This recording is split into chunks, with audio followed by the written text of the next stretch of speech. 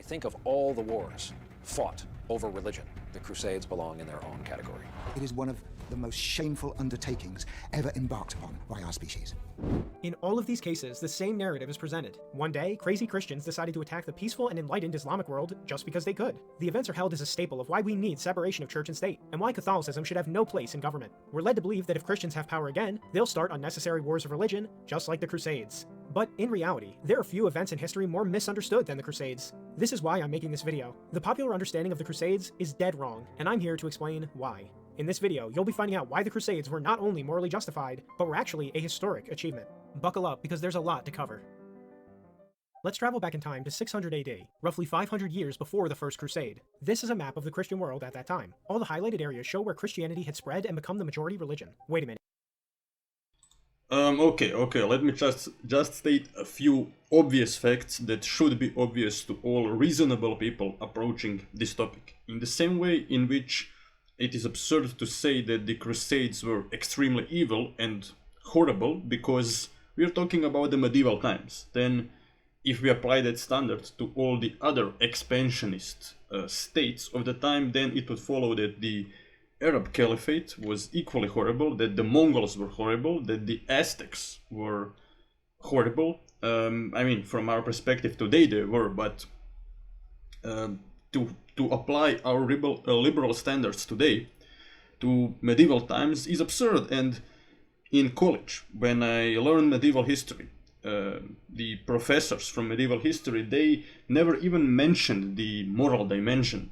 They never even told us, these guys were good and the other guys were bad. They only talked about how later in the 19th century and the 20th century people interpreted medieval history often through prism of what they like or dislike in modern times.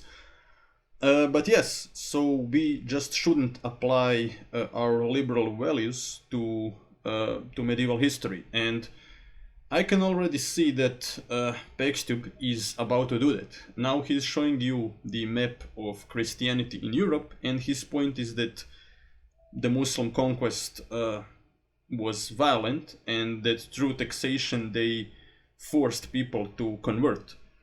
But wait a minute, how did Christianity spread in the Roman Empire? The first emperor that made Christianity the official religion of the Roman Empire, Theodosius the Great, he ordered the Roman military, and he refused to punish the Christians that burned pagan temples to the ground and killed pagan intellectuals. So Christianity also was spread by the sword. The biggest, one of the biggest flaws in this entire video is he never distinguishes between the Crusades. He never mentions that Crusades were also launched against Christians. What about the Fourth Crusade that ended up attacking the Christians?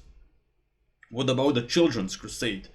He just refuses to mention the Children's Crusade because that crusade fits perfectly with this worldview that Crusades were just barbaric madness, because the Christians of the 12th century decided that if they send children on a crusade, that they will win because God is always on the side of the innocent, and children are innocent. So yeah, but obviously they the children did not take Jerusalem, they just ended up being sold as slaves. But okay, let us continue. Conquest and wars of expansion have been common all through history, and Islam followed in that same mold. However, Islam did take things a step further with its concept of jihad, or holy war. Muhammad was a conqueror who took slaves, and Islam has sought to emulate his example ever since. As a side note, this is also why slavery has always been common in the Islamic world and continues to be practiced there to this very day. But regardless of the morality of the Islamic conquests, they were, nonetheless, invaders who invaded the Christian world. Christians in conquered lands were second-class citizens, and many were taken as slaves. Christian inhabitants had to pay an enormous tax called the dhimmi tax, and their churches were often shut down. Because of Islamic policies, over the centuries, Christianity in the Middle East and North Africa shrunk from a large majority to a tiny minority. But it actually gets even worse.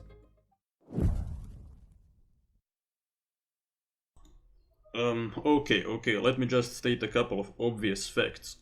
Obviously, I'm against slavery, and some people do use the Quran today to justify slavery, and that is horrible. But if we are going to say that the Islamic conquest is somehow worse because they had slaves, well, maybe Pax Tube doesn't know this, but Christian empires that were primarily feudal at the time also had slaves. For example, Venice was famous for just kidnapping Croatian people from the coast and sending them to slaves. Then the Italian city-states would capture each other and then use the enemy soldiers as slaves. In the Merovingian Empire, a Christian empire, the punishment for wizardry was you become a slave, and what's even funnier, a slave to the Catholic Church.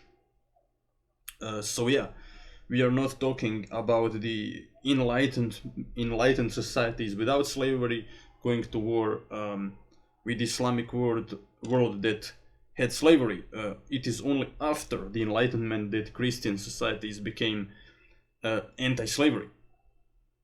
Yeah, that is an important thing to mention. And yeah, I mean, let's also not pretend that Christian societies weren't equally just barbaric and discriminatory. And there is even one example that if I were to portray history selectively, I could use to say that the Islamic Caliphate was more tolerant, but I'm not doing it.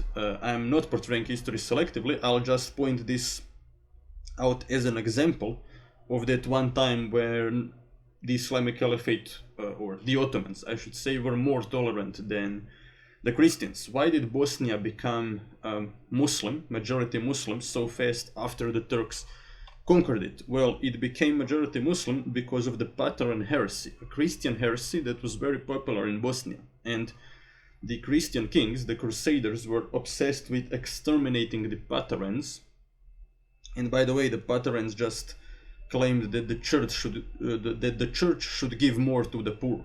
And they were also inspired by Zoroastrianism. They believed in the evil God of the Old Testament fighting against the good God of the New Testament. But their let's say socialist ideas of wealth redistribution were probably why they were getting killed by the Crusaders at such a high rate. And that is why Patrons pretty much hated the Crusaders and had a very bad experience with the Catholic Church, which is why when the Ottomans finally conquered them, they were very open to accepting Islam. On the other hand, when you look at the Croatian lands that are near Bosnia, not that many people joined Islam, because the Croatians, well, they did not have such a bad experience with Christianity. But if I were to focus just on Bosnia, it would follow that Islam was more tolerant at the time. And Pax Tube, of course, will never mention such an example. But okay, let us continue. During the days of the Roman Empire, the Mediterranean Sea was a breadbasket of commerce and trade. The Romans had successfully stamped out piracy and created some of the safest waterways in the entire world. Islamic piracy brought all of this to an end. From bases in North Africa and the Middle East, they turned the Mediterranean into an unsafe hellhole. This crashed the European economy and made Europe a miserable place for commerce for almost 400 years. Islam's so-called Golden Age came at Europe and Christianity's expense. This is the true reason that many consider the years 600 AD to 1000 AD a dark age for Europe. It was literally cut off from the entire world and constantly under attack. It was in this hellish environment that Christendom finally started to have enough. The first rumblings for a crusade came in 846 when an Arabic expedition to Sicily sailed up the Tiber River and sacked St. Peter's in Rome. A synod in France called for Christian sovereigns to rally against the enemies of Christ, and the Pope, Leo IV, offered a heavenly reward to those who died fighting the Muslims. But it was around 1000 AD when things really escalated on multiple fronts. In the West, the Islamic Caliphate of Cordoba in Iberia began expanding north. It conquered, burned, and enslaved its way through multiple Christian cities, including Barcelona and Leon. It was this expansion campaign that finally provoked the Christian kingdoms to launch the Reconquista to retake Iberia from Islam. But if things looked rough in Western Christendom, they were even worse in the East. In the late 900s, a Central Asian Muslim group called the Seljuk Turks began migrating into Anatolia. In 1064, they completely conquered Armenia and sacked its capital, Ani. The city never recovered from this brutality and remains a ruin to this very day. Okay, just a couple of truth bombs. He mentions the Reconquista. Well, the Reconquista also was famous for the Spanish Christians slaughtering the Jews. That really had nothing to do with the Islamic conquest. Then, well, okay, attacking the Seljuk Turks in the east. I see no problem with that, but what he fails to recognize is that Crusaders established their own states. They did not return the land to the Eastern Roman Empire. By the way, they pillaged the Eastern Roman Empire in the Fourth Crusade, and an ancient Roman chronicler actually wrote in the 13th century, maybe he wrote it as a joke or as hyperbole, but it is written on like black on white on I believe on paper, that I'm quoting his exact words: compared to the Crusaders, Arabs seem like decent people. He wrote it because he was so infuriated after the pillage that took place. It was done by the Crusaders. And I mean, yeah, generally he just fails to mention all the other problems that existed in Europe. He says that the Dark Age existed purely because of the Islamic attacks on Christian Europe, which is just not true. If we look at the early stage of feudalism in Europe, you couldn't really develop trade because everybody was constantly at war with everybody else, and also the climate was just much colder prior to the year 1000 in Europe, which is why agriculture was just less developed in Europe at the time.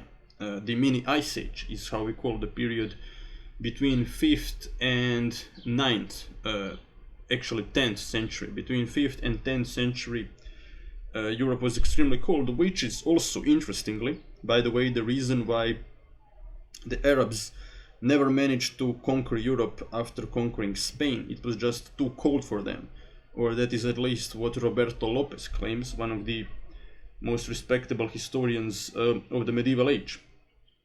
And I mean, yeah, finally what Pax Tube also fails to acknowledge is that even from a purely Christian perspective, even if you care just about Christian lives, the Crusades were not good. Even the First Crusade, that was the only successful one, still ended up with Christians and the Jews, of course, sometimes being slaughtered in, for example, the city of Antioch. Then Pax Tube never mentions that the Sixth Crusade, which is, by the way, the weirdest crusade, I would say, was a crusade launched pretty much against the Pope. It was launched in order to piss off the Pope, who had just excommunicated Frederick II of Sicily, the German emperor. And the emperor, to show to the Christian world that he is more powerful than the Pope, decided to go on the crusade. He actually collaborated with the Muslim Sultan Al-Kamil against his brother, who was attacking him. And he reached the agreement with Al-Kamil, and Al-Kamil actually gave Jerusalem to him, to Frederick II of Sicily, who proclaimed himself emperor in Jerusalem and pissed off the Pope. He was excommunicated when he did that. So the Crusades were also a tool for Christian entities to go to conflict with each other. But yeah, okay, that's all for this video, and don't forget to like, share and subscribe if you liked this video.